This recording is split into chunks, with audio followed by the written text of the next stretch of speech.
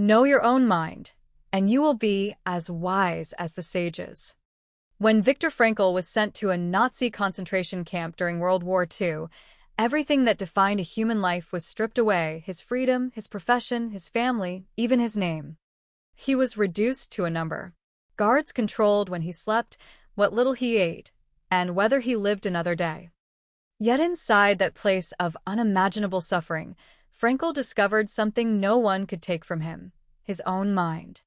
Each morning, as prisoners were forced into freezing labor, Frankl noticed two kinds of people. Some became cruel, bitter, and hopeless. Others, though starving and beaten, shared crumbs of bread, whispered encouragement, or comforted the dying. The difference wasn't strength or luck. It was how they related to their thoughts. Frankl realized a powerful truth: between what happens to us and how we respond, there is a space. In that space lies our freedom. While his body was imprisoned, his mind was not. He chose what to think about. He imagined himself after the war, standing in a lecture hall, explaining to students how people could survive suffering by mastering their inner world. He studied his own fear, anger, despair, watching them instead of being consumed by them. He learned when hopelessness arose and why. He learned how purpose could quiet panic. By understanding his own thoughts and emotions, Frankl directed them toward a single end: meaning. That inner discipline kept him alive. After the war, Viktor Frankl did exactly what he had imagined. He became a psychiatrist and wrote Man's Search for Meaning, one of the most influential books in human history.